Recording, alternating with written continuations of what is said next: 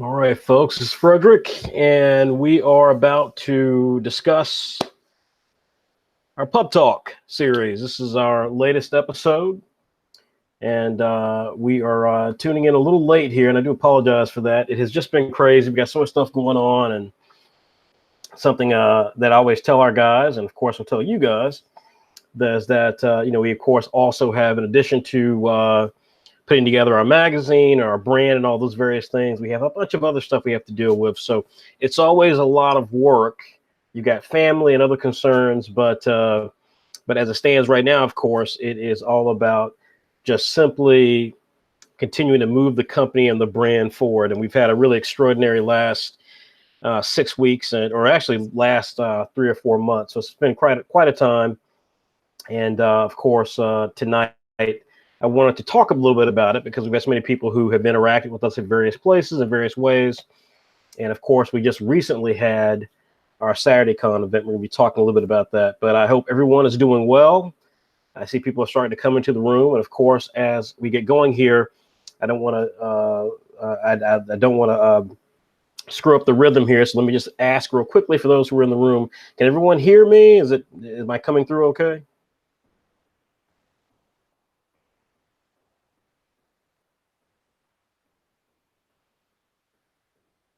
I know this is a live chat, so can everyone hear me?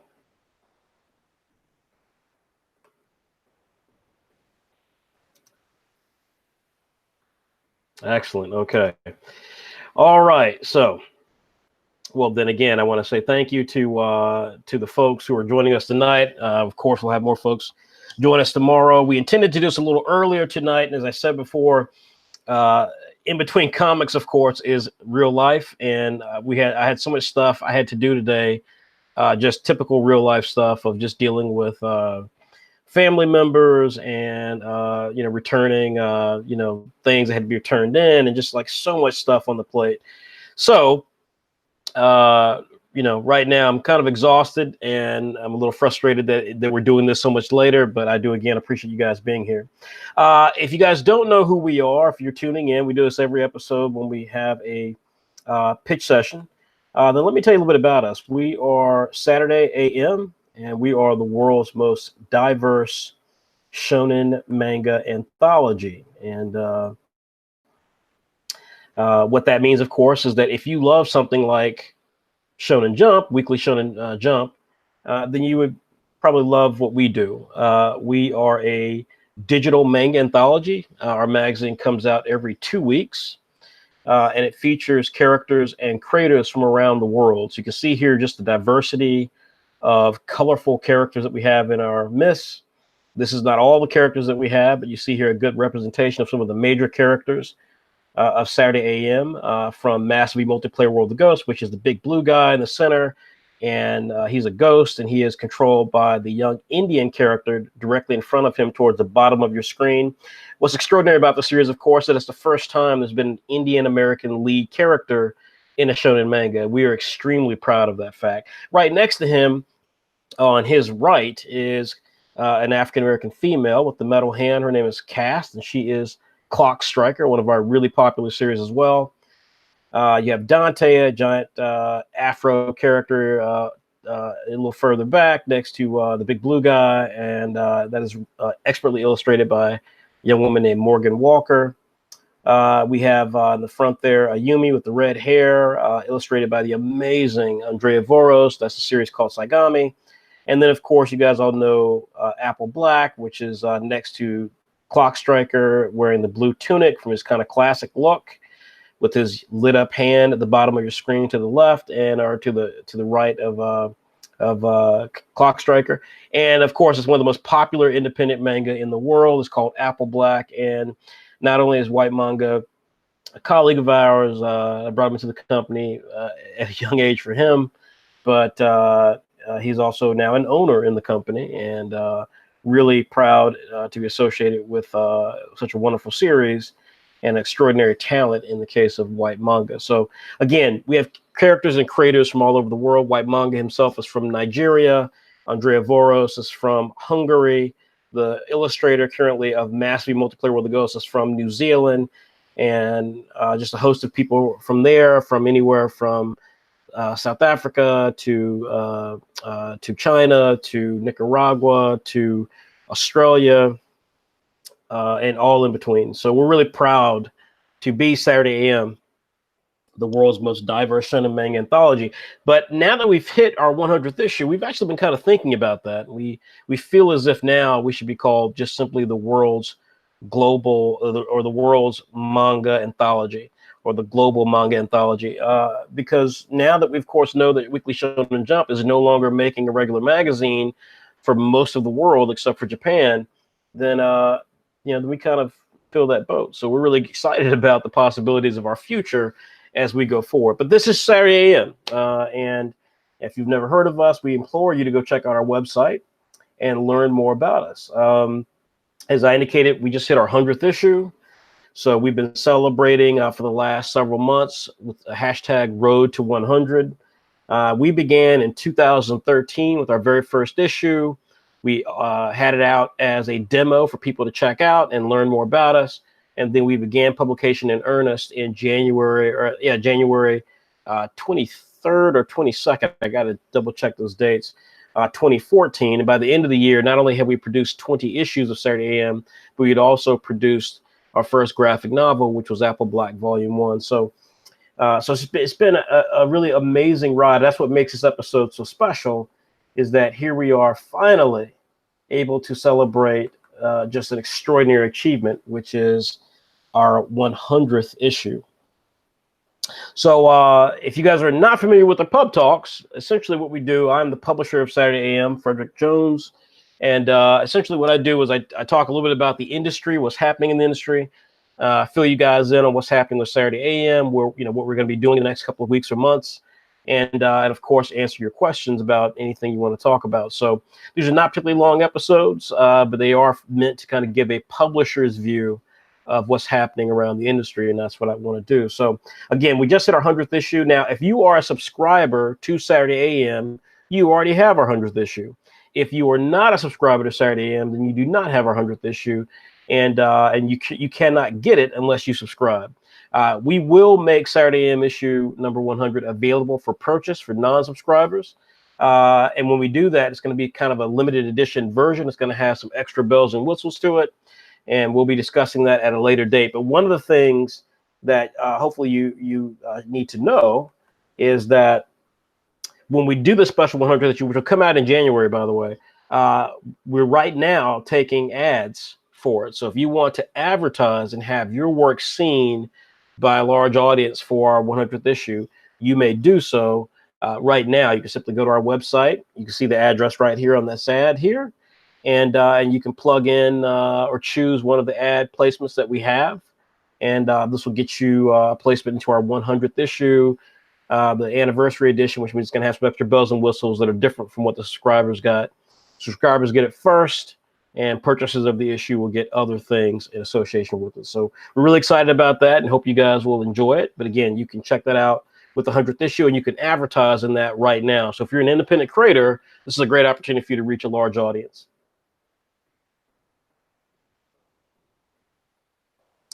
So let's see here. So I definitely want to say, first of all, I see a lot of great notes here. I do appreciate everyone commenting in our live chat. So I will, of course, get to your questions. Yes, give us some time. I need to work through a couple things here, but we'll definitely get to that. But I do want to acknowledge and thank all of the guys. And we've gotten so many notes, not just these notes, but so many notes from folks who have been wishing us well. It really is an amazing situation and feeling. I was talking to our guys last night. It's just amazing to be in this position where we actually have done this. When we started it, a lot of the guys have never done anything like this before. It was myself, White Manga, Raymond Brown, Wally Wynn, and Eric Michael Ella, and just an extraordinary group of young men. I hate the fact it was just young men, but it was young men and myself because I was old as hell. And then we had a young woman who was kind of assisting us. We of course eventually grew to include lots of creators. Of course, one of the major creators we picked up right after that was Andrea Voros, and we've never looked back since then. We incorporated the company a few months into our publishing history, and the rest has been history. But it's because of fans like you guys that we've been able to make it to this point, because it hasn't been easy. It's been thankless at times, but knowing that we've had real hardcore fans in our corner is what's allowed us to kind of get to this point and get to 100th issue. And it really was an amazing issue. It's a great issue. In fact, I want to talk a little bit about the issue for people who don't know the issue, what's in it. I just want to give you a quick kind of rundown of what was in the issue. Not only did we have some of our major series in there, like Soul Beat, which had a great installment. Soul Beat is one of the series that I'm so proud to publish, because not only is Morgan Walker just an extraordinary creator, female creator, and she's doing a great diverse character. She herself is white from Indiana, and she's doing this great, kind of 1970s inspired kind of soul funk sort of character, and she's got a great plot to it. So this is a really great series. We're hoping that we can get a volume 1 out by the end of the 2019. Morgan is very meticulous, so she's not a super fast creator, but what she does, as you can see, is produce some really gorgeous illustrations. Likewise, of course, one of my good buddies, Raymond Brown, had a latest installment of Bully Eater in the issue. Bully Eater is just straight fun.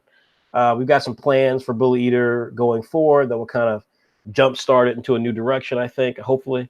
But it is such a fun series, and Raymond's just a great guy, that it was the first series that I got for Saturday AM outside of the series I created, which is Massive Multiplayer World of Ghosts. And I'm really excited that Bully Eater continues to have a solid fan base. Likewise, we had Hammer. You guys know Hammer. It's one of our newest series that we brought on Saturday AM, and it's just an amazing series. It's the only series that we currently publish that is completely and utterly full color. It features, again, just amazing art. It's got a very Achiro Oda sort of style, very classic American comic style as well. This is just an epic fantasy series. So if you guys aren't checking out Jay Oden, who's also a really fun and cool guy, then you're missing out. He's just amazing. There's also, of course, I indicated before, there's Massive Multiplayer World of Ghosts, which is being illustrated by Oscar Fong. This was a great installment, and I'm going to talk a little bit about this when we get to the later in the show. But I'm just so proud of Oscar. He's really delivering. He's been with us for a couple of years now. He first started doing a series called Remedium Plus, which again was a great series, but he had a partnership, was a writer, and it just was just unreliable at the time. Both of them were young, so that's the name of the game, unfortunately, for a lot of young creators, is not having a sense of the responsibility involved with it. But Oscar stayed with us. Oscar stayed committed, and I had him work on my baby, which I've had difficulty getting off the ground, because I know the concept's great. It's about kind of like a Yu-Gi-Oh meets Tron type of thing, but yeah, it's but having it in a scenario where you can have a great art associated with it, who's consistent and really strong, makes all the difference in the world. So MWOG is going to be really big this year. We're confident of that. And again, there were lots of series in there. We also had some glimpses of some of our popular series like Tortuga Force 5 by the great Blake Showers. If you guys don't know Blake Showers, you're missing out. This guy's he's insane. He's kind of like a graffiti independent style artist, in my opinion, but he's super, super good, super talented. And so we had a great pinup, which you can see there. We had some more pinups because not everybody could be in the issue with a story, because we had to keep the issue at a normal size. So we also had the first glimpse of a series that we created years ago called No to Heaven. That is going to be returning. And so you can see here the artist is going to be doing that return story. You can see here him just really diving into it. His name Juan. That's actually the way I know his name is Juan. He's from Colombia, and he's extraordinary. So you guys this is going to be big, and we're really excited that we were able to kind of give a glimpse of this. The next thing I wanted to show is Tender Loving Punch. This was actually a series that we discovered during our summer of manga. And the creator is a young female creator from Saudi Arabia, and she's incredibly talented. The plot for this is really kick-ass. I don't want to spoil it yet, but really, really kick-ass. So we're really excited about this series coming to join us, and we just can't wait to get this thing up and running. So creator from Colombia joining us, a creator from Saudi Arabia joining us. It's some good times here to be within Saturday AM. But this is also stuff you had in the issue. We also had some great interviews in the issue. So we had interviews with people who had started, when we started Saturday AM, we started it during a time where a lot of manga creators or people who like to draw manga style existed on a platform called Ink Blazers, or AKA Manga Magazine. Chris Botterill, you guys remember a series he did called Okamirai. Chris is still around. He actually came to visit us when we went to San Jose back in August 2017 for Crunchyroll Expo, and he came up to us, and I didn't know who he was because I'm not the big webcomic guy, but White Manga and Raymond Brown and those guys immediately knew, and it was just a pleasure to talk to Chris again. You can see his artwork has really improved and just become really strong, great color. So yeah, Chris, great interview with Chris Botterill in here. Great interview with another creator who was big in Manga Magazine some time ago. She's got a series called Fallen. And her name is Ogawa Baraka. That's not her real name. I think she kind of changed her name or has a pseudonym. But yeah, she's got a fantastic art style, and so we were really pleased to have a chance to speak with her as well. You can read a great interview with her in there. Likewise, we had a great interview with a toy company called I Am Elemental. I don't know if you guys have heard of this company, but they make action figures that are female. So they make female action figures, and it's just such a crazy idea that we live in 2018 and no one thought to make really cool articulated action figures for girls, featuring women, and I know some people are going to say, well, there are female action figures, but you have to understand these are female action figures made by women, meaning that, they don't all have gigantic chests or these kind of over-sexualized physiques and stuff. These are, very powerful, strong female characters, original characters at that, that are created for this toy company, and the reviews are fantastic. If you ever read the reviews on this company, the reviews for their toys are great from professional toy critics. So we were really honored to speak to them, and we hope to talk to them more. We'd love to see a Saigami or a Clock Striker action figure from I Am Elemental. So those are some of the things in the issue. One of the other creators who was during the time we were at Ink Blazers was Drake Tsui.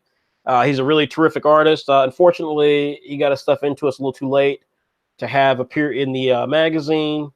So we're going to try to run it. If we can't put it in the limited edition version, then we'll put it on the website. So we do intend to run a profile of him as well, though. Because again, we want to. The whole point of issue 100 was to try and just kind of demonstrate just how difficult what we did was to get from the place of starting a magazine with issue 1, and then to develop it over time to issue 100. That's literally 5 years of hard work. We didn't get some of the press that I feel like, I've said this before, that I feel like we should have gotten and should be getting.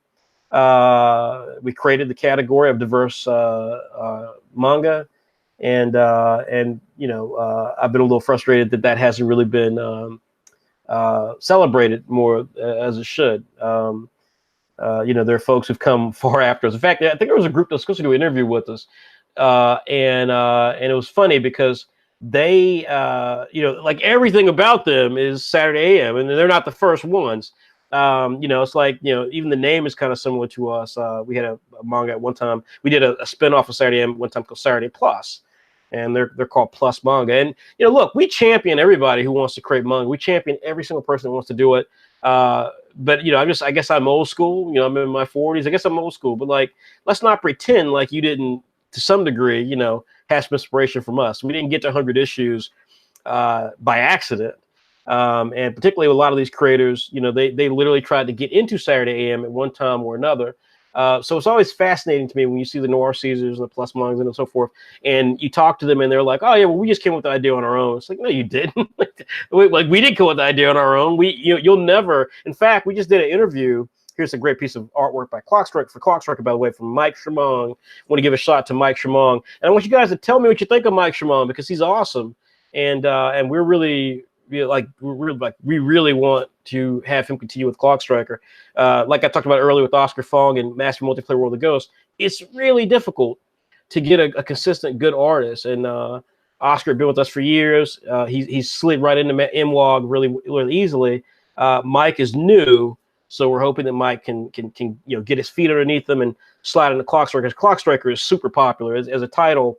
It battles Apple Black as our most popular series at Saturday AM. So getting into a position where we can actually have this appear regularly and complete the first volume and then move on to the second volume and just get this great character out there is really important. But like just the fact of me talking about Clockstriker, for example, as a creator, as a publisher of Saturday AM, again, this is what we've gone through for the last 5 years: is creating great content, working with great creators, discovering great creators, giving creators a platform, helping creators mature and guide them to better prominence, better professionalism. Like, this is what we've gone through for 5 years. And so, like I said, it's always extraordinary to me when we talk to people who are just creating a magazine. I mean, literally creating a magazine, not like creating a website, but creating a magazine. And like they just somehow just don't acknowledge Saturday AM. I think that, I don't know what level of pettiness you have to have, but it is extraordinary, because it's like, there's no way. And again, to make the matters worse, we know some of the folks. Like every single one of these companies, they actually had someone who tried to pitch Saturday AM before they started their thing. So how in the world does that happen? And then you somehow don't acknowledge our existence. We actually did an interview recently. We've done a couple of interviews. We did an interview with a great podcaster named Jonathan Soul. We've promoted it heavily, so I hope you guys will check it out.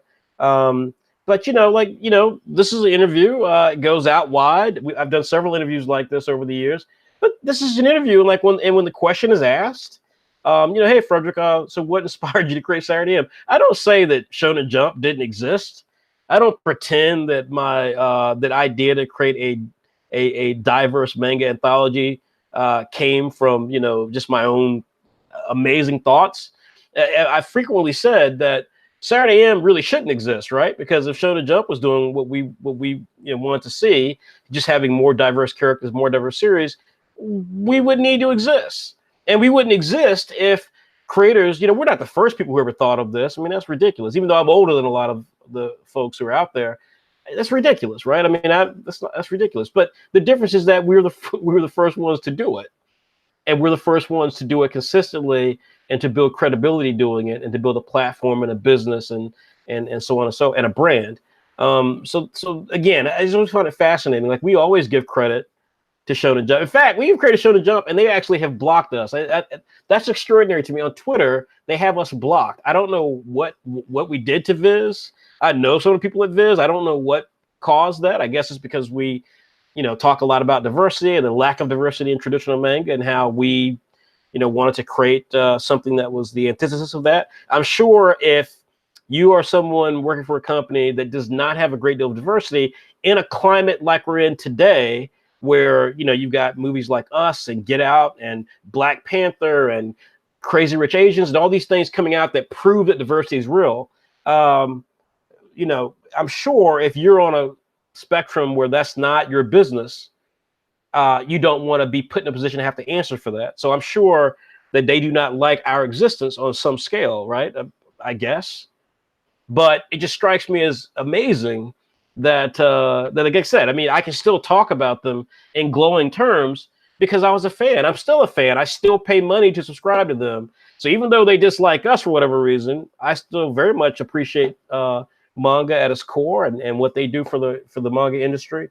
But I think it's extraordinary that despite everything we've done, as big as our site is, as big as our creators are and our fan base is, that again, if you're an up and coming company that you somehow fail to mention Saturday AM, I think that is petty. I'm not sure what else it would be, but it certainly is petty. And not true, considering that we know most of the creators out there and those who left or tried to get into Saturday AM and then went somewhere else. Like we know who they are. We've got the emails and the text messages and the various things that they sent us, instant messages, I mean, trying to join. So it's always extraordinary to me. But anyways, that is just the standard sort of petty things that go on in the industry. So, so folks, we did recently something called Saturday Con, and it was really cool. It had problems, but it was really cool. We actually brought out a number of our creators from all over the world. The reason we did it, first of all, because it was a virtual Comic-Con. So if anyone is hearing about this for the first time, it was a virtual Comic-Con. That was the general idea of it. We, in 2018, we attended 4 conventions around the world. We took our creators from White Manga and a bunch of other places.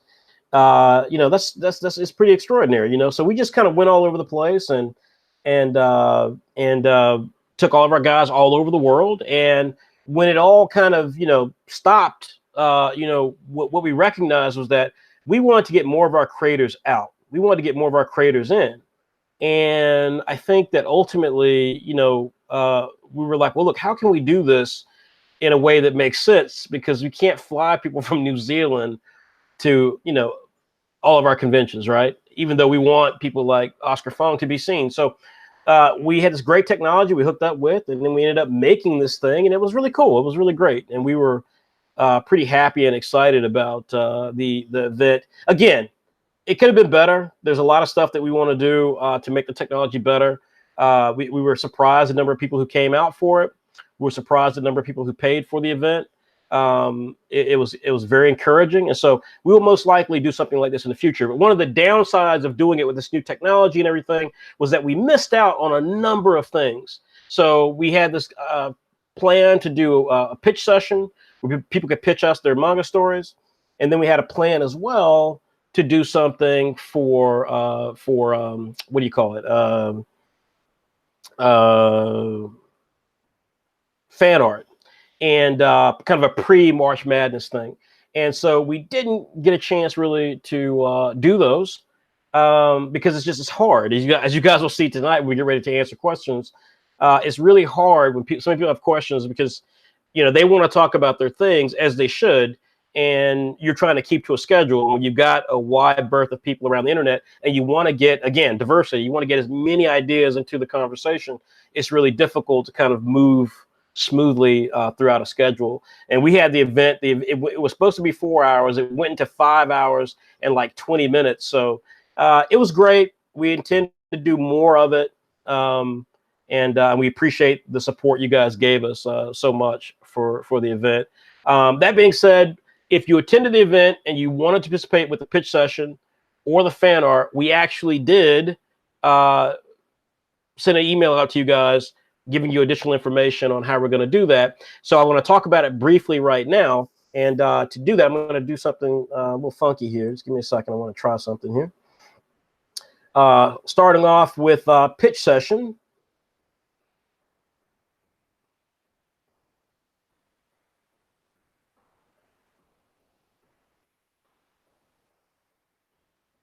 Look at that. Look at a little crazy animation on our little ghetto setup here. This is it's a very ghetto setup. But yes, so we our pitch session, we intend to do that. And so what does that mean? How does that work? Well, basically you have to create artwork for featuring Saturday AM characters. So that's the first thing. You have to create artwork featuring Saturday AM characters. And so what you have to do with that, this is the image ad you saw if you attended Saturday Con. This was the image ad you saw leading to it. So basically, you know, we want you to create some fan art featuring our characters. So it can be any of our characters, Apple Black, or any of the characters from Apple Black, Sano, Ruzaki. It can be any character from Clock Striker, Paradise Down, which is what this is. Anywhere, any series that we publish, you can do fan art for it. The fan art doesn't have to be in color if you don't have the ability to put it in color. It must be inked, so it must be inked and legible, but it doesn't have to be in color.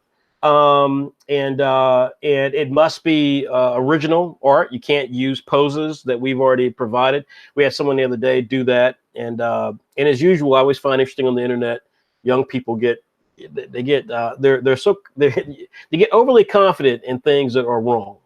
We see this in our elections in America, but and we see it around the world. Actually, we saw it in Brexit as well. But it's extraordinary what the internet has wrought in terms of people who don't actually have experience and stuff because they've read something wrong. They internalize it and then they begin spreading it like it's gospel. It's how we end up with Trump as president. So it's extraordinary. And I think one of the things that's weird about that is, so we had a young man who literally copied an illustration that we had of Clock Striker. I mean, traced it. I mean, just absolutely straight up traced it. Now, this happens all the time with Dragon Ball and Mario and Spider-Man and so on and so forth. But, obviously with us, it's a little different because we are not those companies. We're not that big. Our fan base is more intimate, obviously. So it was kind of weird to see someone claiming artwork that is literally artwork that we've produced. To the bone, it was artwork we produced. We've seen crazy stuff, by the way. I'll never forget, there was a guy recently we found out about that evidently last year or sometime earlier this year, I guess, he went and he literally took pages of Apple Black, character designs of Apple Black, so to the degree to which any of you would know immediately it was Apple Black.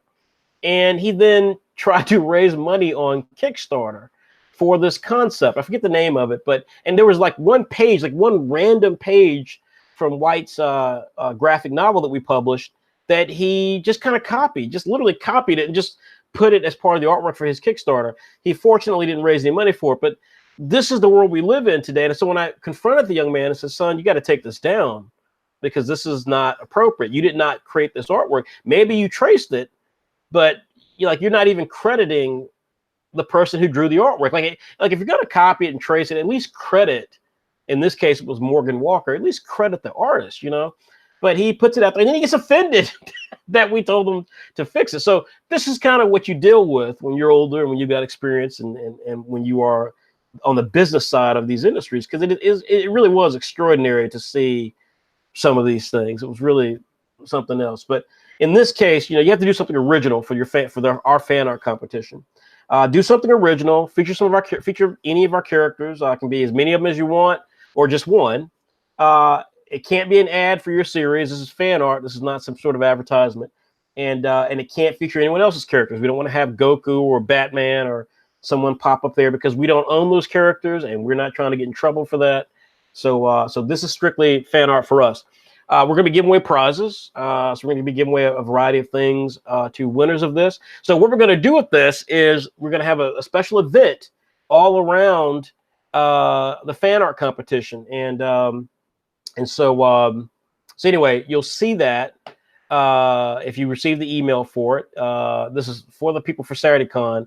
Unfortunately, we're not trying to expand this right now, but we are looking to prepare for March Art Madness, which is our gigantic art competition. Every year we give away an Apple iPad Pro. This year we're going to be giving away a couple of more things to the grand prize winner. If you guys have ever seen March Madness in the U.S., if you're sports fans at all, for college basketball, you know that it's a gigantic tournament where all the some of the biggest college programs all go to war with each other. They have single elimination games, and they basically go mano a mano until the last two teams are there, and then the winner ultimately is the champion. We do something similar with art. So we get 64 artists in. They compete against each other, and basically they produce, this sort of experience where it's, we pit one artist against each other in a group, and at the end of every week, the audience as well as some of our artists get to vote, and then one artist from each match, from each group, gets to advance until ultimately there's only 4 artists left, and then they compete. Each week the themes change. There are new themes based on movies, TV, video games, comic books, manga, anime, you name it. And this year we're going to be doing something a little different with the new March Art Madness. So first of all, this will be the first event of that, and the winners of that event will then be put into a bracket that will then begin having open enrollment. So if you are someone new and you've not heard of March Art Madness before, but you want to participate, you will then be setting up opportunities for people each month until we get to March to join, participate, and as you kind of go up the ranks, you'll kind of have a ranking system, and then that ranking system then will ultimately give us the 64 artists who will be able to participate in this year's March Art, or 2019's March Art Madness. So it's going to be really big. I can't tell you enough how big March Art Madness is. The competition is extraordinary. The artists are amazing. We've had artists from Australia, New Zealand, India, again, all over the place. And this year is going to be really extraordinary. So one of the big things as well we'll be doing is we're going to be doing a special aspect of this during the March Art Madness tournament, where creators will be tasked with helping up-and-coming creators position their artwork. So that is fan art, March Art Madness. And then as far as the pitch sessions go, this is where people get to pitch their series. That is going to basically come down to, basically you're going to have to, we sent the email to you. You're going to have to give us the basic information. Tell us, what your series is like. Tell us the name of your series. Give us the official pitch that we use, which is 4 to 6 words. It's got to be, Batman meets Yu-Gi-Oh!, Transformers meets Walking Dead, Naruto meets, I don't know, Care Bears. But it's got to be like that. And then you'll be able to also upload a piece of artwork. We'll then go through that, and we're going to have a very special pitch session, again, just for Saturday Con attendees. We'll have a live episode of that and a live episode of the fan art where some of our creators will review these works. And then when it's all said and done, the pitch session then will possibly work with these creators to develop their idea as a future short story within either Saturday AM or Saturday PM. Now, we don't normally do pitch sessions often, but this year we're planning on moving into a monthly schedule of pitch sessions. It'll be a show on our YouTube. We already have a show on YouTube called Pitch Sessions, but the release schedule now will be monthly. We also have another YouTube show that we'll be doing called Revision. This will also be monthly, and the idea of this will basically be us taking popular concepts and redoing them in our way. So if there's a property you like say you loved Scooby-Doo, well, we will take Scooby-Doo and then we'll get artists like White Manga and Andrea Boros, and we will recreate it in our version, and then we'll kind of give like a backstory to it, and it's gonna be really cool. I haven't seen anything like it on the internet, and so we're gonna be doing the first 3 episodes are gonna be mind-blowing. They're gonna be things that you never thought could be revised, and we're gonna be redoing those, and so it's gonna be cool. And so revision and pitch session will be 2 things that we'll be doing regularly. The first pitch session of the year, however, will be for the Saturday Con attendees associated with this. Likewise with March Art Madness, the first March Art Madness we do, the first event leading up to our March Art Madness will be also in January, and it will consist of people who attended Saturday Con, and then we'll begin creating a leaderboard, and we will try to find out the 64 best artists who can then participate in this year's March Madness to see who's going to win an iPad, and then we're also hoping to have a lot of money at stake as well for the winner. So that is a lot of stuff that we've kind of got on the plate. I'm trying to think if there's anything else there that I want to talk about at this moment. I guess 2 quick things. We'll be doing Saturday AM issue number 0 will come out in January. So again, if you were a Kickstarter backer, you will get the 0 issue. The 0 issue, basically, we've never done a 0 issue before, so it's going to be kind of a collector's item. It'll include content that's never been seen before ever, including the very first 0 chapter of Hammer by Jay Oden. It'll also include the first official sneak peek of Saturday Wars, which is our gigantic crossover featuring all of our characters. Also in January, we will have Primer, and Saturday AM Primer is basically a data book featuring all of our characters. So if you're new to Saturday AM, you want to learn, okay, well, who's Daedalus Bond and what does he do? Or who is Sano? What does he do? Who's the Sal from Bully Eater? What does he do? Then you'll be able to do that. We'll have some new artwork in it, but it's not any comic book stories. These are literally just data profiles, like how tall they are, what their powers are, what their origin is, things like that. So we're really excited about this. And these things will be coming out for Kickstarter backers this month. You can always find really cool digital wallpaper as well on our website. So you can check in on that. Kickstarter backers had some exclusive artwork that is only for them. But we got some great art from our creators of other characters, other series, and you can find them. They're free, and you can add them to your desktop, laptop, smartphone, or tablet, and you'll get some really great stuff in there. So we try to update it frequently. This is a great piece by Oscar Fong, artist of Massimo Play World of Ghosts, featuring all of our characters. So you'll be able to see that in that time frame. So all right. So that was everything I want to talk about news-wise. We'll get to asking you guys if you saw Aquaman or Spider-Man Into Spider-Verse, because both those series really rocked. But I'm going to put back on some great artwork here, and I'm going to pull up some stuff here and see what we got question-wise. So let's see what we got here. So I will answer some questions now. I know there's been a lot of discussions, evidently, so we'll see about getting there. So Anime Indian says, what are your thoughts on diversity in comics versus Markway lawsuit? I don't know what that is. What is that? Versus Markway law. I don't know what that is. So somebody tell me what that is. Again, thanks everyone for supporting us for our 100th issue. Black Mage is going to buy an ad. That's great, Black Mage. Thank you so much. Elias R says his manga is a shonen with a little bit of seinen. Can be a problem? No, I think again, the issue with shonen and seinen. Let's first of all let's this is another aspect of the diversity piece of it, is that, you know, I'm an American. I'm an African American. I'm an American. I think like an American. I've traveled around the world, fortunately, so I've had a chance to experience other cultures. But I'm an African American. I don't have a read on. I can't speak from the perspective of a Japanese person. I think, again, that's one of the problems with diversity in the manga space, is that not only is content from Japan not particularly diverse, but then you get a lot of creators who then mimic that. And, if you're a kid from India, if you're a kid from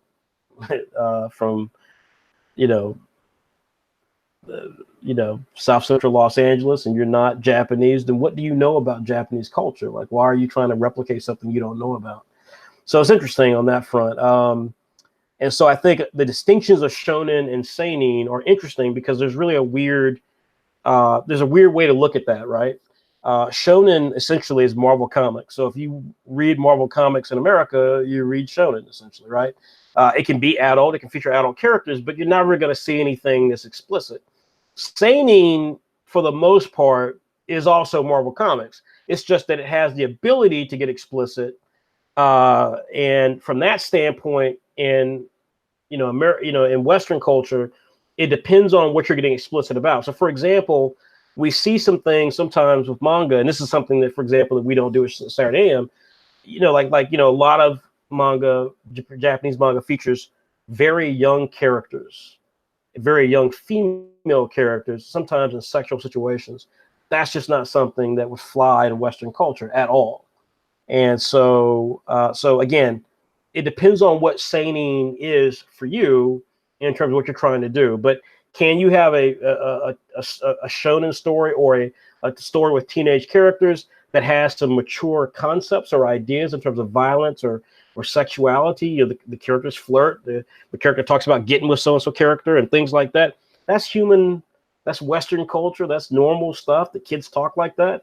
But if it gets into explicit territory, then my thing is, do you have to show blood and guts to get the point of violence across? Do you have to have a 13-year-old girl get naked to make your point about sexuality? And the answer is no on those issues. So it just depends. But again, I think the distinction for shonen and seinen for a lot of young creators who are not Japanese sometimes gets blurred, I think, in a way that makes that question difficult.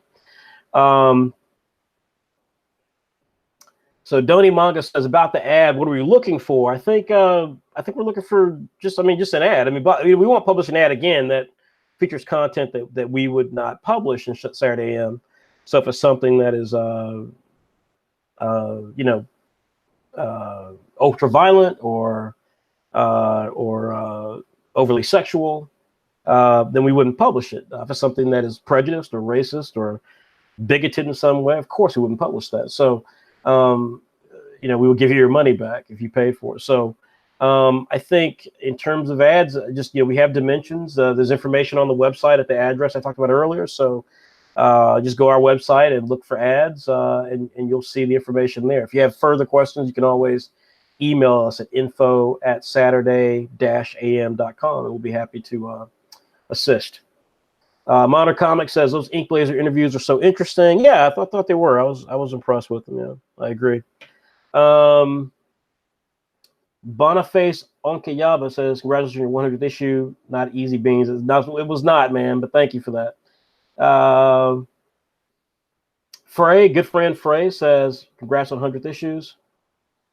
So Anime Indian says, Professor Geek says it's not about oversexualization, that's about idealistic femininity. I don't know who Professor Geeks is, and I don't know. I think that's ridiculous. I'm not sure what your point is with that, but I don't know what Professor Geeks is. I don't know who that is. Okamirai return and Saturday AM. Yeah, I don't know about that, John. We just interviewed Chris Botterill. I don't know if we have any plans for Chris Botterill, but he certainly is very talented. We like the stuff that he did. So let's see. Elias Art 2 is Z Forever will be back. No, unfortunately, Mark Reed is going to be doing some other stuff right now, so that's not a real option for us anymore. Let's see here. So I figured it'd be some time before we got people attempting to debate diversity. So let me see what we got. So Darren McKissick, who I think I've seen him before, says claiming that a manga magazine from a homogeneous Japanese country does not have diverse characters is ridiculous. No, it's not. That's literally a stupid comment. That's like me going to Ireland and complaining that no one there is serving Chinese food. That is literally the most ignorant thing, and I think I've seen this guy before, so it doesn't surprise me. But that's literally stupid. That again, this is how we got some people in the thing here. How we got some of the people leading our country right now. That's literally one of the stupidest things that you could have. I hope you don't go somewhere and debate people with that sort of logic. That is ridiculous. That is literally the point of diversity. If you go to Ireland and want to see different types of food, that is literally the point of diversity. What in the hell are you talking about? In the hell are you talking about? It's literally the point of diversity. It doesn't mean that you do it to sacrifice something else, but it's like, what are you talking about? And that's just literally one of the stupid. My God, that's one of the dumbest things I've ever seen. And by the way, folks, let's also put some perspective on Mr. McKissick's comment. The Japanese don't have a problem putting white characters in their series. So is there a problem there? Is that not diversity? Is that not an issue with diversity? What we're talking about is the idea that you're telling stories, and the stories you're speaking to a global audience. And again, when you see white characters in Japanese manga, certainly there's a notion that they're doing that to make sure that they can have their work seen by a global audience. I mean, I've been to Japan. I don't know if Darren has. I highly doubt it. I don't know if anyone else who wants to critique diversity has been to Japan. Usually they haven't. But I've been to Japan. I was an exchange student there. So I don't know what the sort of idiotic criticism typically manifests itself as. I don't understand how but I said, this is the internet. This is what happens on the internet. Young people who think they know something and they don't. I'm pretty sure Darren tried to get in the Saturday AM as well. But the point being here is that, folks, Japan doesn't look like a manga or anime. So when you say diversity, yes, there's a question about diversity. Ask a Korean living in Japan, do they get to see themselves in manga? They live in the country. There are black people who live in Japan, by the way. I know it might be shocking. There are a lot of white people who live in the country. They seem to somehow pop up in manga occasionally. The point of diversity is that we live in a global society. And by the way, a lot of mangaka are also making money from people who are diverse, right? People who come from other backgrounds. They make a lot of money for that. They don't give the money back. So that's the point about diversity. You want to have a business that is open and flexible. You want to have stories that are interesting and unique and come from a lot of different perspectives. And so, yeah, the idea that I guess one of the questions I always love is, I would love for someone to explain to me. And by the way, here's what you will never see in the discussion about diversity with that manga. You will never see someone Japanese having this sort of issues. It's only, you know, confused people of color on the West, or confused people of color elsewhere, other countries, or of course people who are not of color who will debate this. You will never see someone Japanese debate this. But as someone who has many Japanese friends, by the way, but one of the things I find fascinating is that what does it say that the argument is that, well, you know, it's a homogeneous country. They don't want to see characters of color. They don't like. Why should they have to see that? Like, what fragile aspect of a Japanese boy or girl should I be concerned about the fact that they can't root for a black character or a Latino character or a Korean character as the main character? What sort of fragility are you suggesting that they have that they can't see that in their manga?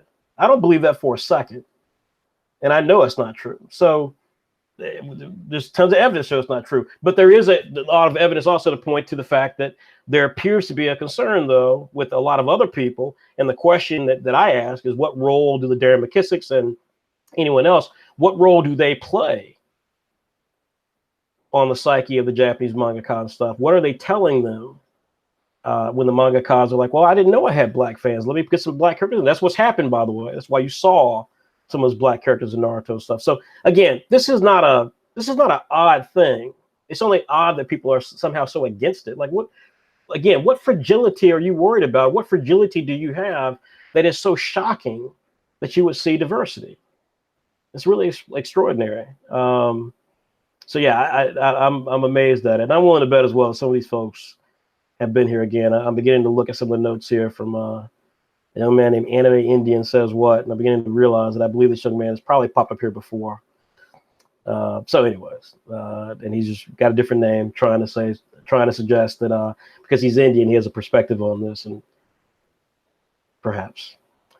So anyways, all right. Well, so then let us continue on. But yes, this is kind of what we normally see occasionally. Is registration open yet for manga for March Art Madness? No. Again, we'll be doing a process where we kind of run through various creators having a chance to get into this. Donnie Manga says, I don't think he received an email. Keep checking, Donnie. We sent it off. If you didn't, though, just shoot me a note, please. If anyone has got that, please shoot a note. We'll check it out.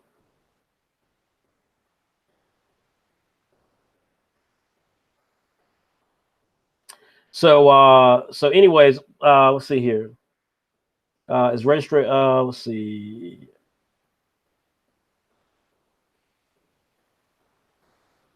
Professor Geek is a YouTuber and a professor. He teaches comics and mythology, mix those things up, and he's even going to anime manga. Great, that's good. It's good for him. Spider-Verse movie of the year. Totally agree.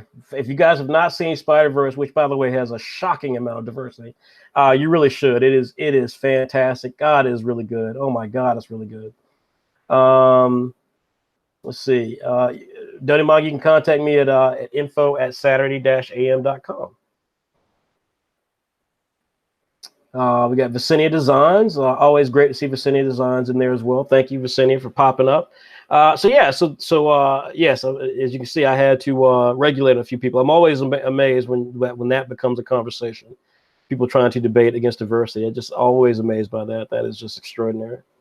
But nonetheless, that's where we are.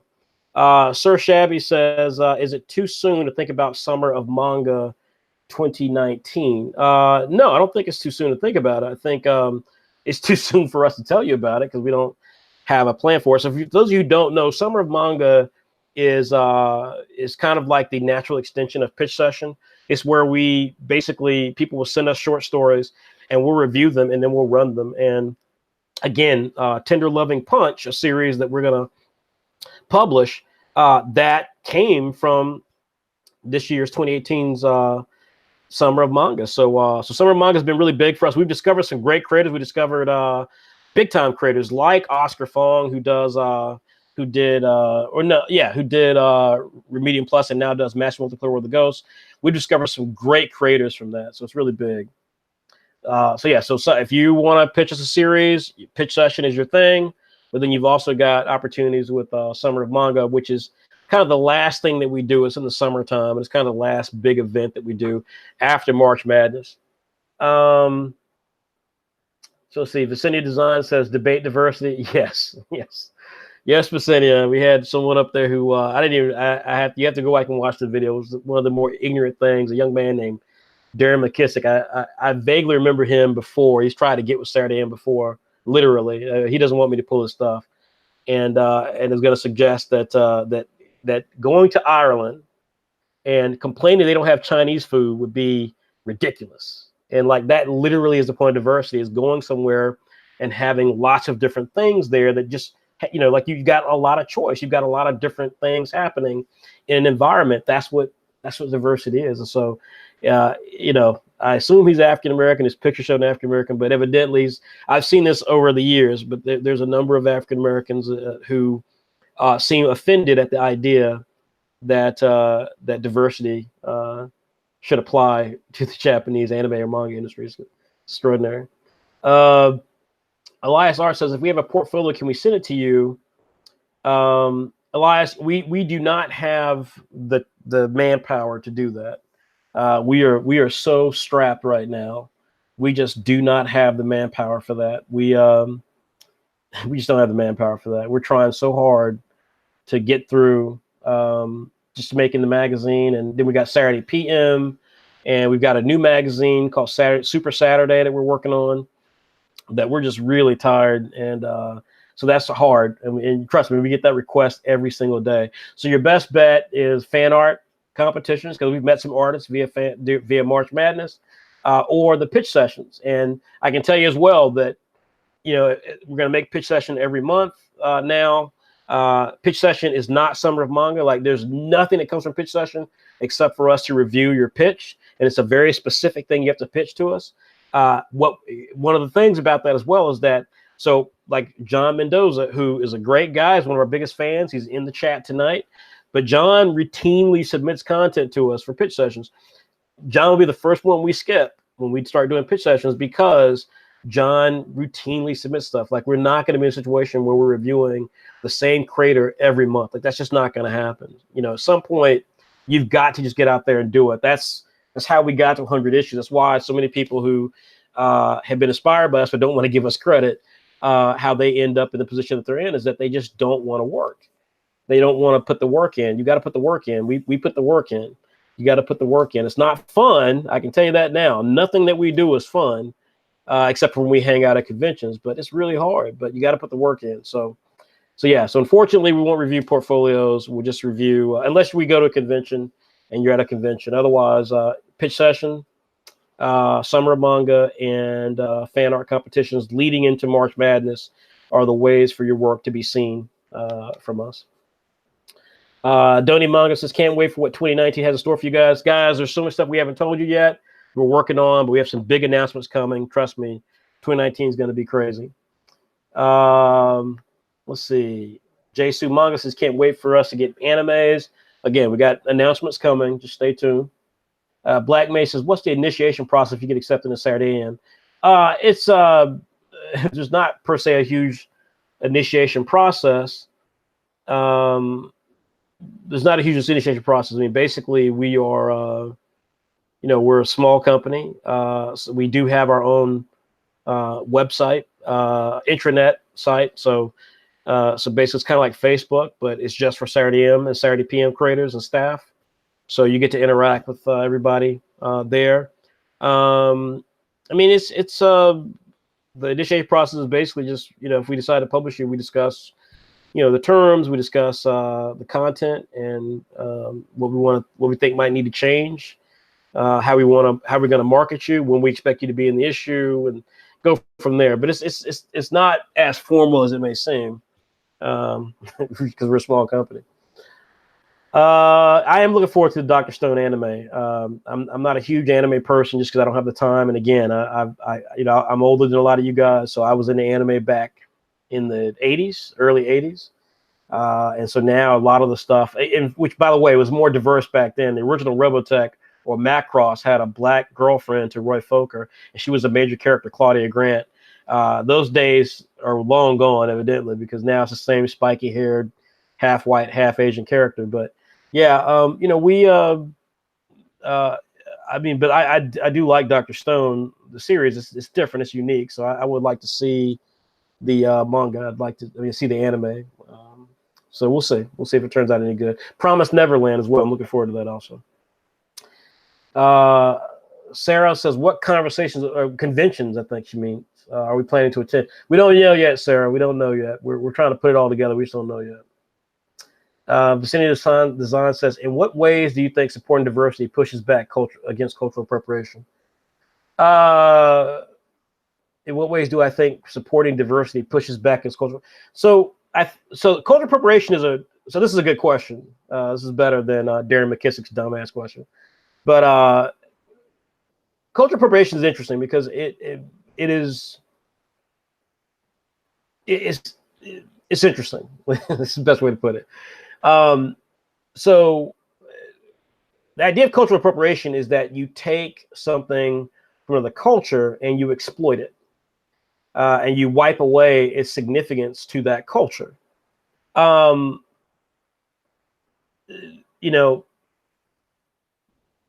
to think of the best way to put this. Dreadlocks can be considered cultural appropriation, right?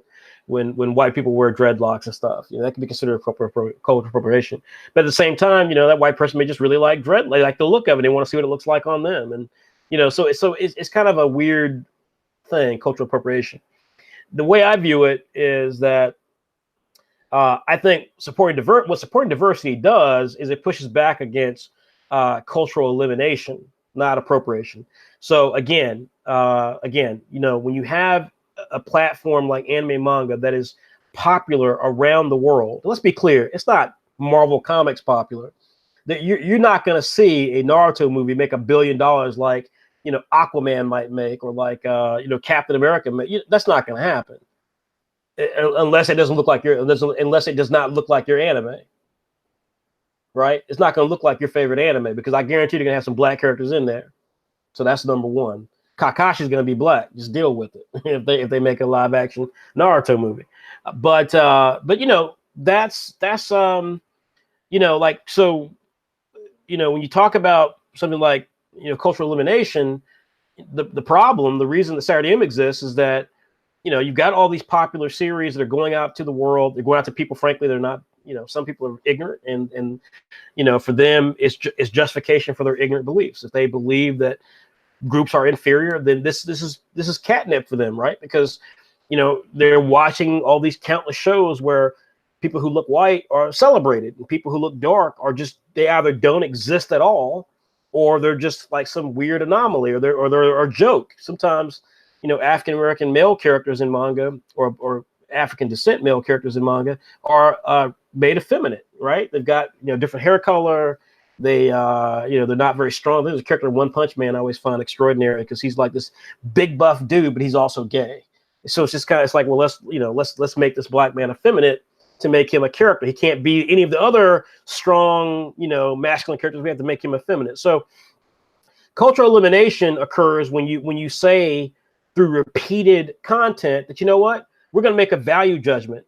American comics, by the way, have done this for years, right? They're starting to change, but American comics had this idea that you couldn't be a superhero if you were a woman unless you had giant breasts, unless you had super thin waists, unless you had a really voluptuous hips and waist. Like you had to be this anatomically impossible woman to be a superhero. So if you're a guy and you're looking at this, that's all you ever see, then you have this unrealistic expectation of women, right? And so that's what happens with culture. It gets eliminated when diversity is not a factor, because it's going out to everybody, but there's no guardrails as to what these people are looking at, what they're saying, what you're giving them. So cultural appropriation, again, is when you take someone else's culture and you exploit it for yourself. As an African American, I've always said this: the few times that I get into conversations with people in the manga industry, because normally they don't want to talk to Saturday M because they don't, they're scared of what we stand for. But I got to tell you that normally when I get these conversations, I always just hit them with the 1-2. If someone says to me, well, can it really be manga if it's not Japanese? I tell them, well, can it really be rap music if it's not black? Because I see a whole lot of characters in Korea and Japan who do rap music, and they dress like African American hip hop style. They have the baggy clothes. Sometimes even have their hair in dreads or or kind of in rolls, cornrows. They kind of have the swagger that comes from Black culture. So I'm like, where does cultural appropriation stop? Right? Either you're a fan of the material and you want to use it to make your content, or you want to eliminate someone else's culture. I think that they're two very different things, but they have a similar place. So I think supporting diversity, that pushes back against cultural elimination.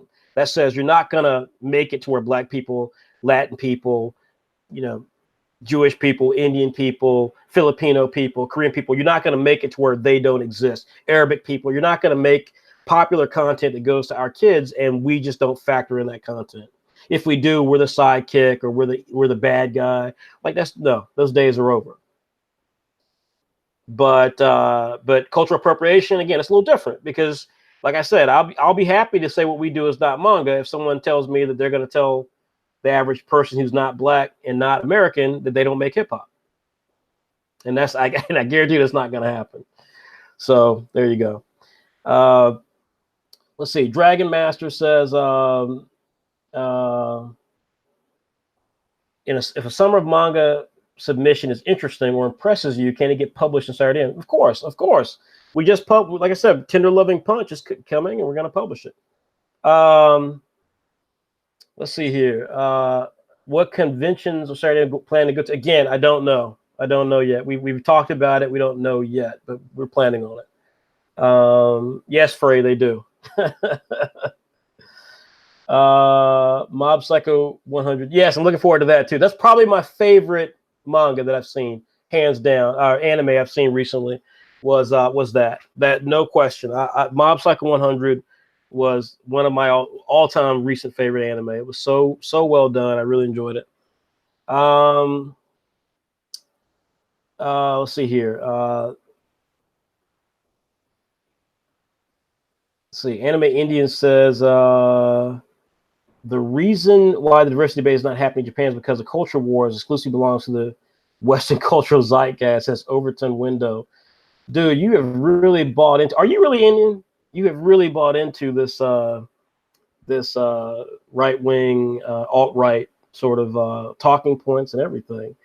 I'm not sure if that's why the diversity debate is not happening in Japan.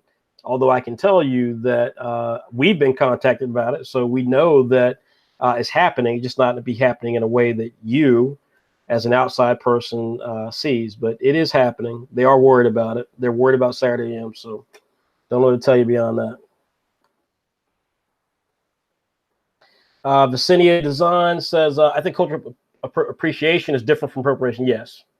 I think appropriation has more to do with monetization. Yeah, that's true, yeah. Vicinity, yes, it's against whitewashing, correct. Well,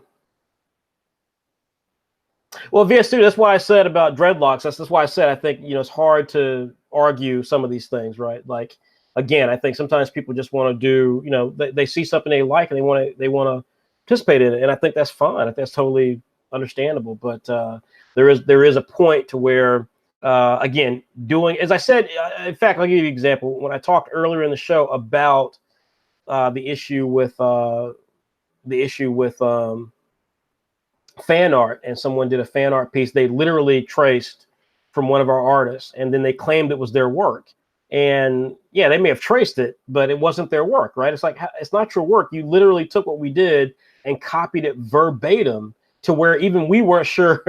We had to like really study it to see where, that person's stuff, like maybe they didn't have like an extra bit of cross hatching or shade on a part of the image, and that's how you ended up with this person's artwork. But otherwise than that, it was identical. I mean, some of the same inking areas, some of the same heavy line work, everything. It literally identical to the piece that had been done by one of our artists, Morgan Walker, and they didn't credit us. And so I think cultural appropriation is very similar, right?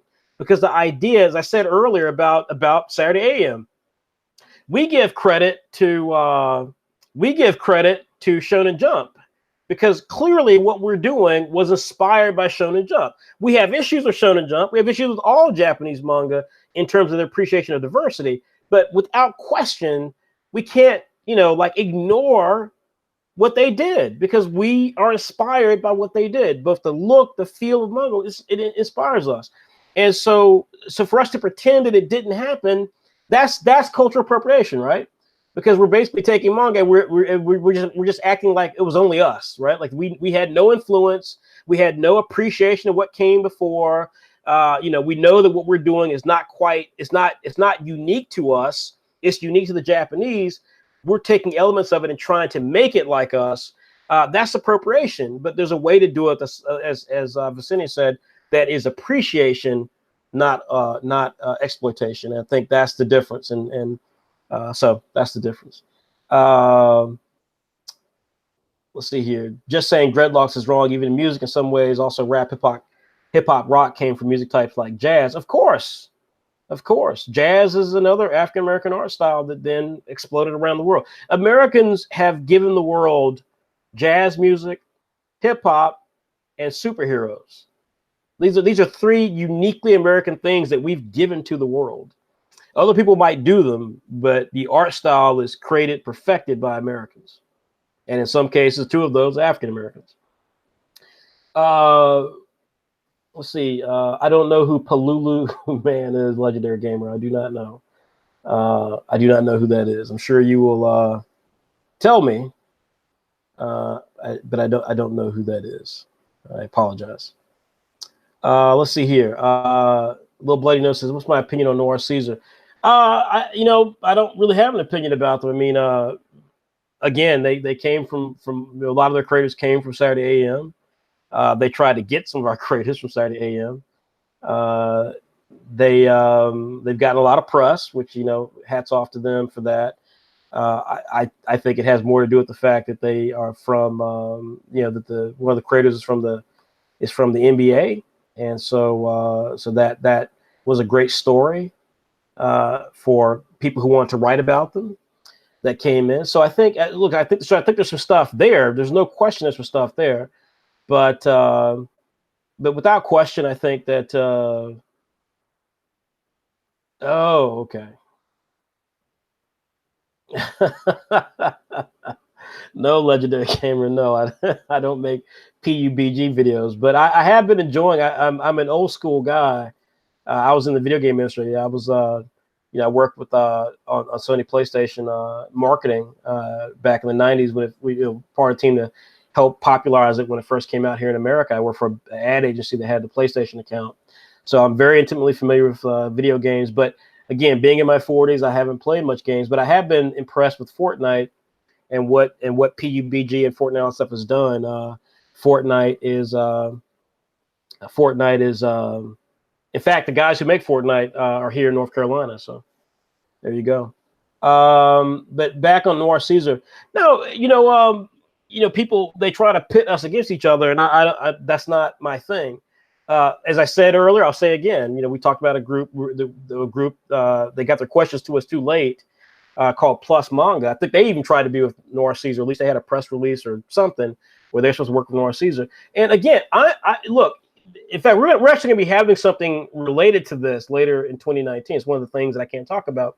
But I am completely for people who want to do manga style content for whatever reason. I think it's awesome. I want and whatever we can do to help it happen is there. I think, like I said, I think for us to be interviewed by whatever platform, for us to claim that Shonen Jump had nothing to do with our creation, I think is ridiculous. And for groups like Noir or Plus Manga or anybody else, if their creators try to come from Saturday AM, if they try to get into Saturday AM, I think for anyone to then claim that they weren't inspired by Saturday, I think is a bit much. And again, it's an old school thing, old school hip hop, old school rap music, but that sort of disrespect to people who fought the battles and helped pave a way for other groups, I think is a bit crazy. So that's my thing on Noir Caesar. I wish them luck on what they're doing. They've got some great artists that came from Saturday AM or used to work with us at one time. But their business model is entirely different from ours. They're trying to exploit that NBA thing and hoping that they can get a opportunity to create a lot of like chapters of series ideas that the publisher or money guy has, and then I guess they're hoping to shop at the Hollywood. We're a little different. We want to be we want to be competitors to the big companies, Shonen Jump and Kodansha and other companies like that. And what that means is that we have to produce good content, good comics, and be dedicated to that. That's why we're at issue 100. We have to be good at that and dedicated to that. And then if we can do it and do it well, then I can tell you that companies have approached us about making things into animation because they see the work that's gone into it. They know we've got an active fan base. That's another thing too, is that we have fan bases. We have fans literally around the world. I'm not convinced that's the case for all these companies, but again, if we can help those groups, if they're respectful to us, we're down to help them. And if they can help us, we'll be respectful back. But again, considering that we started this whole thing back in 2013, there was no one else doing it when we did it. It'd be nice that we saw a bit more respect from the media and from some of these guys who are trying to do what we do. No, John, I've never heard of Wingman or Kinnikuman. No. And Dragon Master says, if a series has spiky hair, of course it can, dude. Come on. When did I say I was against that? Vicenia says, yes, I heard about Fortnite being sued for dances. Yes. Someone else says something about Fortnite appropriates culture and creatives, to be honest. And maybe, I don't know if they do. I don't play Fortnite. I've just seen it. I've learned a bit more about it, the same way I'm learning about all this new wave of hip hop artists named Lil Pump and Lil, whatever, Lil Yachty. I didn't know who the hell any of them were until recently. So I'm learning about this stuff. So if they appropriate it, then bad for them. They'll have to pay the money. Something sounds like they're going to pay Carlton for that dance of his. So or they're going to certainly get sued and taken to court for it, I'm sure. Let's see here. The links for the pitch fan art drive are not read only, so anyone with the link can edit, delete them. Round 2. That's actually not true, or at least it shouldn't be. We'll double check it, but from what we saw, it was situated to be. It was set up where it was access only to the people who had access to that folder. Now, if we see, first of all, we have a business class Google Drive. So if we see that people are doing things in a folder and deleting files and stuff, then we will dismiss that person. So hopefully that's not the case. But anyway, let's see here. Do you think physical manga will ever die? Even Shonen Jump has gone digital. Yeah, I think that, look, recently I bought. There's a comic book I grew up as a kid with called Legion of Superheroes. It's an old, yeah, exactly. I'm getting hip. It's an old property that I loved as a kid. It's actually, and it was an old property for me. I mean, I'm in my 40s, but Legion of Superheroes came out in the 1950s, so that property is well over 70 years old. And I wanted, I rediscovered it recently, and they now have these collections that I was reading collections of as a kid. They now have them in this really big, beautiful hardcover format. Like, it's like $90 for a volume of them. And I bought one of them on sale, but I bought one of them. And then some of the other stuff that they had, I bought digitally. Now, I like both of them. I bought both of them. I think it's great. I'm a big fan of, I think it's a big fan of the content. I really love having, having comics digital format because it makes it easier.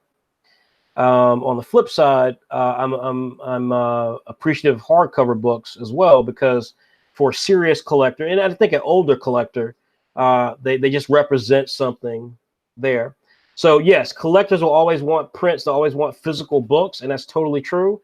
But what we know from running Saturday AM is that there are some Indian. Sorry, I'm looking at Anime Indian. So he's trying to tell me what tribe he's from. or telling us what tribe he's from. So, Animated, I'll come back to you. I saw you posted some more stuff, and dude, look, I'm all for diverse opinions, but if you're, I'll address your thing in a minute. But no, I think that again, back to that point though, is that I think manga has a problem, and that problem in Japan at least is that they were making money very easily, producing the content, and then having someone pay them money to license it in those respective countries. The internet came and totally blew up that plan, right? Because now, if and I'm just using this as an example, I don't know that Kishimoto ever felt this way, but if Kishimoto's like, look, I'm making all this money on Naruto, and so somebody from Romania wants it, okay, well, I'll take X amount of money for it, and then Shueisha says, okay, well, then we're going to need to make X amount of money because we're going to get our cut. Kishimoto's going to get his cut. So Romania, you got to give us X amount of money to get Naruto for Romanian people. The problem with that theory was that worked for a while. It worked for a long while. But the problem was that the internet came. And now you had Naruto as an anime popping up on YouTube. And so kids are learning about Naruto. And they're like, well, I want more Naruto.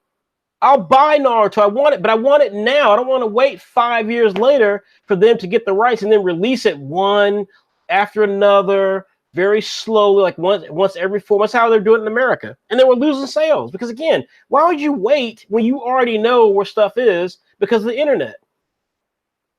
I'm surprised they still do that with movies, where Aquaman comes out in China 2 weeks before it comes out in America. I'm so surprised about that. I guarantee you, in another few years, that won't happen because the internet just makes that impossible to get away with for long, right? So digital is here. I'm a collector. I'm older. I appreciate content I grew up with. I'm at that stage in my life where I can go back and buy old comic books I grew up with in a really beautiful, handsome $99 hardcover edition. But that's not the average person. That's certainly not the average young person who still struggles to pay for Saturday AM, and that's just $5. For every young generation, they're growing up with an iPad and the idea that content is typically digital. You don't go to the record store to buy a music CD. You go on iTunes and you download it, or you go on Spotify and you listen to it. So, yes, it's easy to say that physical media, that there will always be collectors. They will always want prints. But what you're failing to address is how many of those collectors are going to be existing for someone to have a viable business. Saturday AM is a business. And if you want to make money as a creator, then that means you got to be thinking about business. So you might want to have a physical edition so you can feel good about yourself. Like, oh, hey, mom, hey, see, this is a book I actually made. But if you're making money from digital, you'll be happy enough. And if you're not making money from digital, you're only making it from physical, you either are selling that physical item for $100 and you're selling to like 100 people, or you're not making any money and you're losing money. So that's what I would say, publisher to individual, about physical and digital. Nobody will exist without digital. I can tell you that right now.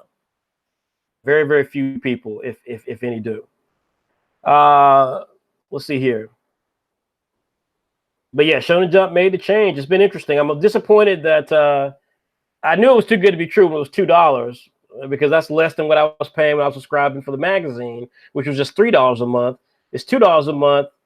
There's a lot of series that they don't give you. So like Hunter x Hunter is not available. It's like you can only get it in volume format. Same thing with JoJo's Bizarre Adventure. You can only get it in volume format. That's not what I thought I was paying for. I thought I was paying for all of the content to be available digitally. So that's the problem with that setup. That's why when we make our app, we've been thinking about these things for 5 years, and we've been working really hard to have something unique for our fans that can justify what we're doing. Okay, so let me see one of the questions I may have missed. So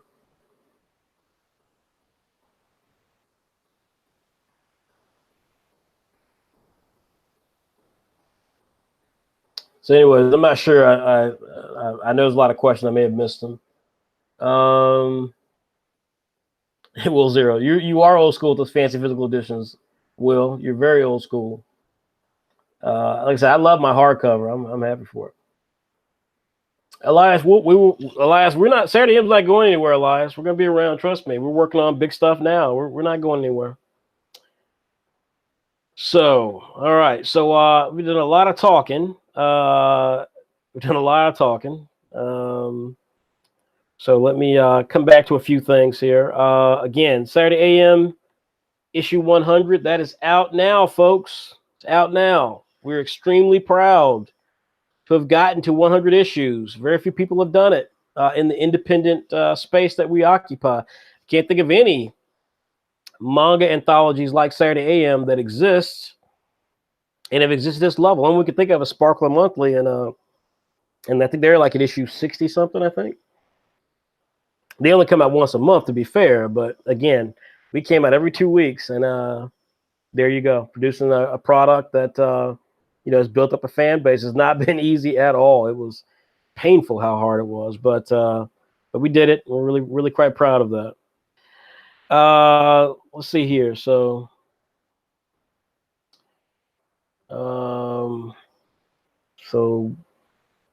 so again, for 2019, we're going to be unveiling March Art Madness 2019.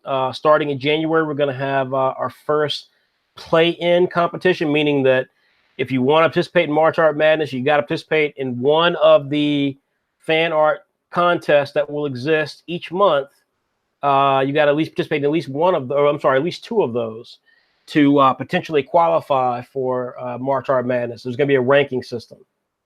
Likewise, so it's going to be really fun. So stay tuned. We're going to have some really cool stuff with that. Likewise, we have pitch sessions.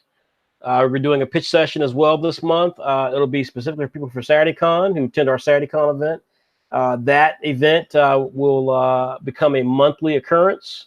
It'll be a show on our YouTube channel, and the general idea is that you basically put together some great content. You pitch us your series, and we'll tell you our thoughts. So it doesn't mean we're going to publish it. It just means that we will give you some feedback, which is what a lot of people want. They want feedback. And I can tell you, without getting too deep into what we got planned for 2019, but a large part of our 2019 effort is about helping creators get to that next place. That's a large part of what we want to do in 2019, is to really make Saturday AM not just an inspiration for creators, but to make it a opportunity for creators to get their content seen by more people. We want to help independent creators get to where they're trying to get to. That's a big plan of ours in 2019. So pitch sessions is going to be a big part of that. And the pitch sessions, again, it starts off this in January, and it'll continue up until Summer of Manga, which will be starting in, I think, April of 2019. And then, of course, it'll run throughout the summer. We also talked about our Saturday AM Primer issue, our Saturday AM issue number 0, and our Saturday AM limited edition collector issue of issue 100. These will all be available in January for people to either purchase, or if you were backers of our Kickstarter. And these will be very special issues of Saturday AM. You can advertise inside of issue 100. So you can go to our website now and buy an ad, and have a chance to be seen by a lot of people. And we're just going to keep rolling. We got some big announcements. You're going to expect to hear some things you've been wanting to hear about Saturday AM for a long time in 2019.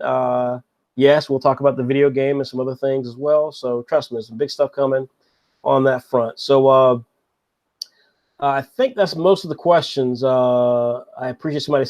I don't know if we ever surpassed Jump, Normal Comic Junkie, but we certainly are focused on, and we actually had an exercise about this recently where I asked my guys, what do they consider a success for Saturday AM? And the point I told them is that is the point, is that we want to at least be in the conversation with Shonen Jump.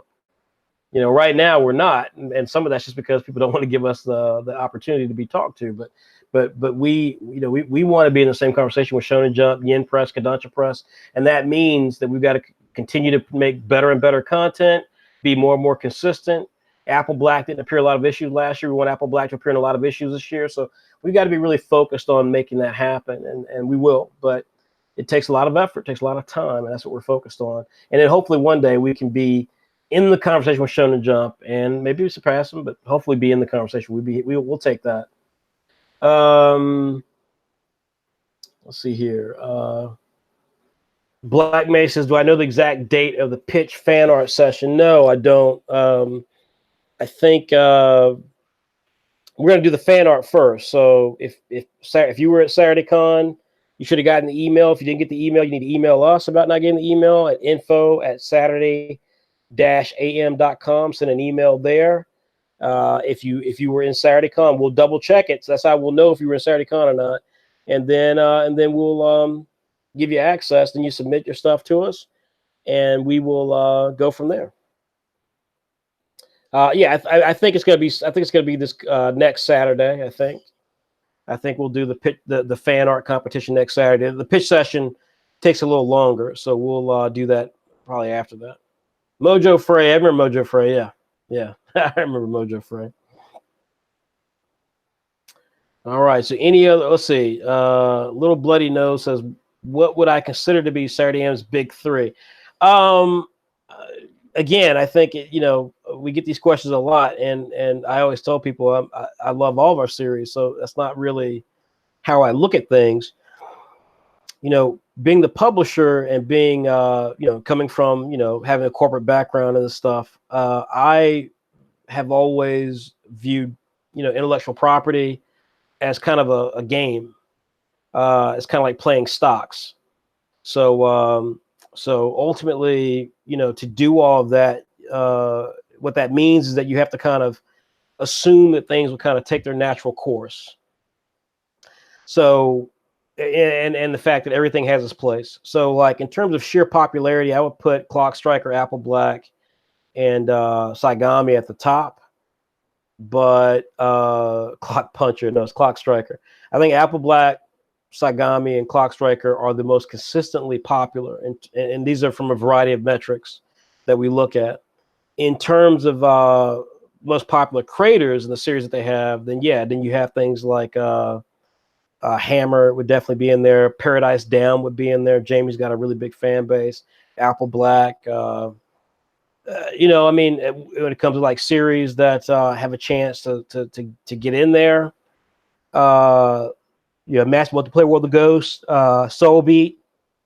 So again, it just depends. So it just depends on things. I like personally, I love Better Off Ignorant. I think it's a great series. I think Spoon is Spoon is certainly not a series a lot of people think of, but Spoon is, in terms of story, I think it's one of our strongest stories that we have. So again, there's a lot of stuff there that people can look at in terms of popular series. I don't. For me, as long as people like them, I'm happy. So So Kagami 360 says, me and some friends are going to be starting our own comic company called DT Comics. Excellent, Kagami. That's great. That's a good deal. Clock Puncher is the villain, yes. Yep. Let's see if there's anything else I missed. I'm yawning, folks. I know I'm getting definitely tired. I'm yawning here. J-Su Manga says, does it have any registration to join Saturday AM? So folks who keep asking about join Saturday AM, guys, we're not a club. There's no way to join us. Either you've got content that we want to publish or you don't. And that's just how it works. There are creators who are really, really big that you guys are fans of that we've told no to. And then there are creators that have become very good, but really weren't, quite, where we wanted them to be when they first approached us, or they had, we just didn't connect as personalities, who've then gone on to work at some of these other companies that we talked about, that are kind of like trying to be like Saturday AM. So there's no way to join us. Just, do your work, enter the contest that we have. Our March Art Madness fan art competitions, our March Art Madness event, pitch sessions, Summer of Manga. Put your work out there. There are artists, by the way, on Instagram that we look at. We just love the stuff that they do, and then we'll reach out to them and see if they want us to publish them. So again, there's no just wanting to be a Saturday, unfortunately, is not how it works. But we do like that people appreciate us on that level, but we're just not. That's just not how we're set up right now. I don't know if we'll ever be set up like that. Yeah, so that is that. But Kagami, I wish you luck on that, man. It's fantastic. Work hard. It's not easy, as you can hear. But if you're willing to put the work into it, then you can achieve big things. So just go forward with it. Work hard, and then if you want to advertise with us, That'd be great.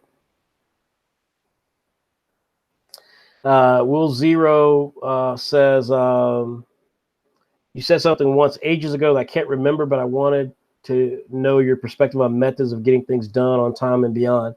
I think first things first. I think it's all about tools. I think you got to have proper tools, and so if you are an artist, have the right paper or have the right digital products. If you can't afford to keep buying paper, then that's not the right tool for you. You need to learn how to go digital. You need to raise the money or save the money, buy yourself an iPad, get yourself an app like Comic Draw or whatever you want to use, and then create your artwork on that. Because again, having the wrong tools leads to a lot of the problems with getting things done on time. Because there's always an excuse when you have the wrong tools. Either, no, I don't have the right paper, or my pencil's broken, or this, that, and the other. If you get the right tools, that becomes less of a distraction. I don't have a scanner, so I can't scan in this physical artwork and stuff, or I got to pay. I don't have any money to pay to scan it. Like, why do that when you can make it digitally? If you are a writer, I think Kagami asked about advice on making a company. If you're a business person, then what you got to do is you got to, again, get the right tools.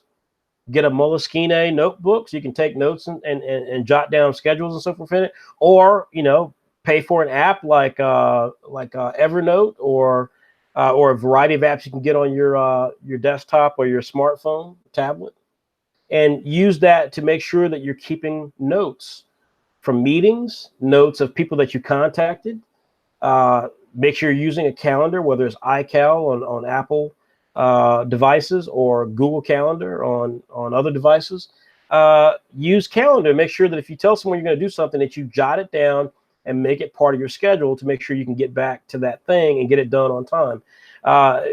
Again, being on time and getting things done, it's a lifestyle choice. There's not a talent for it. There's no talent you have to have for that. It's a lifestyle choice. You either have to choose to be someone who's going to get things done, or you choose to just be someone who's going to talk about getting things done. The people who talk about getting things done end up being, again, some of our competitors who wanted to be like Saturday AM, didn't want to give us any credit. They never got an issue 2 out. They never got an issue 3 out. They got 1 issue out, and that was it. But they'll post a lot on Instagram. They'll talk a lot about how awesome they are. They'll do a lot of pictures of stuff, but they don't actually have a business. They don't actually have a magazine because they're not actively doing the hard work. They're not committing to it. That's a challenge. You got to commit to it. You got to do. It's a lifestyle change. When White Manga and those guys first came to Saturday AM, I'm telling you that none of them knew what they were getting into, and they've had many battles with me throughout the 5 years about what they needed to do, how they had to change their perspective. But the fact that they've done it, the fact that they're here, that's something that all of you guys can look up to, and no one can take anything from them because they did the work. They put the work in. That's what you got to do. As far as, again, making a company, again, on in regards to that as well, I think that the best thing I can say about making a company is that first of all is that there is no right way to do it. But there are wrong ways to do it. So wrong ways are spending money you don't have. Wrong ways are investing in things you don't need. So you don't need a trademark. I remember, again, someone who was with Saturday AM for a while, and they left us and went to Noir Caesar. And I remember when they left, before they went to Noir Caesar, because they didn't go to Noir Caesar first, they made a big deal about how this property that they have, they got it trademarked, and it was so silly. They've got so many. This person has so many fans, and I'm, again, like I said, this is how we have Trump as president, because I just kept thinking, like, this is someone who doesn't know anything about business talking about how he got a trademark for a series that has never really appeared anywhere else. Nothing else has happened to it. That's ridiculous. That was money that could have been spent on advertising. That was money that could have been spent on incorporating your business getting an LLC so that you can, have tax breaks and have, and protect your losses. This money could be spent on anything but a trademark for something that doesn't even exist. It exists only in that person's head and maybe in a couple of webcomics. It's crazy. So again, there are lots of ways to create a business. And so I don't want to tell you what the right way is. All I can tell you is don't do the things that are the wrong ways. Don't spend money you don't have. Don't spend money on things you don't need. Don't talk about doing stuff that you're not prepared to do. One of my favorite things, again, this is another guy that we kicked out of Saturday AM, and then he was part of the team that started Noir Caesar. But I remember he just had a really nasty attitude. I remember, he clearly wanted to be the boss. That was his thing. He just hated that we were in charge, and so he went and I don't know if he's the boss. He's certainly not the boss of Noir Caesar, but he fashioned himself as the editor. I don't know what he fashioned himself as, but he clearly was responsible for them trying to poach some of our people. But I remember with this young man thinking about that this is the problem with so many creators, young creators like that, is that they all want the power, but they don't want any responsibility. They all want to be the boss. They don't want to have to do any of the work. And if things go wrong, they don't want any of the blame. Like that's why you can't be a leader. Leaders take the blame. Leaders make the hard choices. Leaders put their foot down and get things done. Having a title or being the loudest mouth in the room, having the quote unquote power, but then not having responsibility, that's not how that works. So Kagami, again, I wish you luck.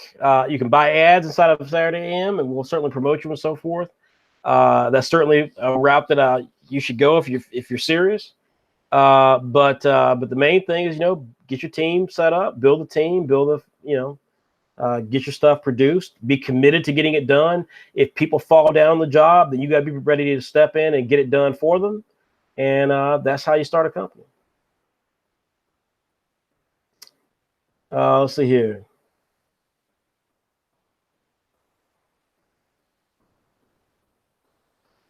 Let's see here. Have you guys ever got submissions from Japanese artists? Yes, we have. Yes, we have.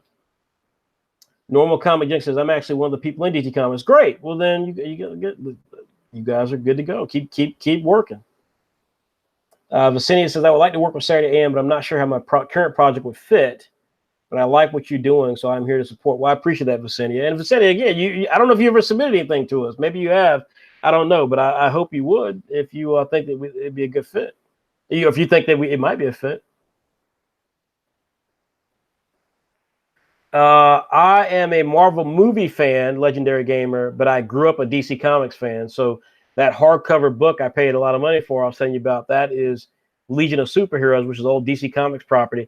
I absolutely, as a kid, loved Super Friends, Flash, Green Lantern, Batman's my all-time favorite superhero, Superman, Wonder Woman, Aquaman. I love all of them. Hawkman. I love every single DC character out there. I subscribe to DC Universe app, but I can't lie. The Marvel movies are just, the DC movies suck. And the Marvel movies are really good. Now, I did like Aquaman. I enjoyed, for the most part, Wonder Woman, but Marvel movies, though, just are insanely good. My God, they're so good. Joel Pereira says, I honestly love the fact that your comic Clock Striker has a black main character, because that's the route that I'm going for my story. Great. And you know what? And Joel, I appreciate you saying it. Like I said about this group called Plus Manga, I always think it's hilarious when people don't give us credit. Like, what does it cost you to give credit? What does it cost? And so, it goes a long way. And that's why we did Clock Striker. We had a great story to tell. And it was enhanced by the fact this character was a young African-American female. And then we've gotten so many notes from people, creators and fans, young girls of all races, who are inspired by Clock Striker. And that's just that. Folks, you want to make money at this stuff, but there's nothing greater than having people actually appreciate what you're trying to do. Not appreciate your artwork, but appreciate the essence of what you're trying to do. Our fight for diversity and the fact that we have a series that has a black main character, like that means a lot. That means a lot. Let's see here. Last couple of questions, because then I'm going to have to go to sleep. I'm really tired. Dragon Masters, I heard some great words from Entrepreneur today that said that there are some things in your life that you can't control or change, but you can control how hard you work. That's 100% true. That is true, folks. Again, you can't, look, I can't change. I wasn't born rich. I can't change. I was born African-American, meaning I have to work sometimes twice as hard as my white counterparts. I can't control those things. I can control how hard I'm willing to work. My mother had a great line. She says, because, look, when you're black, racism is a fact of life. And my mother always had a great, great line that she told me. And it always came down to this. She said, they can take your title and they can take your money, but what they can never take is what you know. So as a young African-American man, as a young person of color, as a young woman, as a young anybody, always learn as much as you can. Always put yourself in a position to work hard to learn as much stuff. If they're going to give you the grunt work because they don't value you, take the grunt work and do the best job possible. Because the stuff that you learn, if someone wants to be prejudiced towards you or dismissive of you, they can't take what you know. So the stuff that you learn, you can apply that, and it makes you stronger, it makes you better. So there you go. Let's see, what else do we have here? Our friend Felix Middick says true gems. I try to drop knowledge bombs, Felix. Anatix says, I always look forward to Pub Talks. This is packed with so much knowledge. Thank you, Anatix. Jerron Mitchell says, check out EO Fire podcast, Working Your Game podcast, and read Think and Grow Rich. Yeah, read whatever you can. What's that guy's name? I don't read his stuff, but I know a lot of people like him. Gary Vaynerchuk. Hey, read whoever is going to inspire you. Read whoever you can.